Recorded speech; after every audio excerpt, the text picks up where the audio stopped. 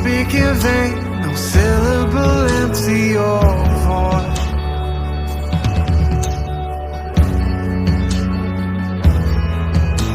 For once you have spoken, all nature and silence follow the sound of your voice.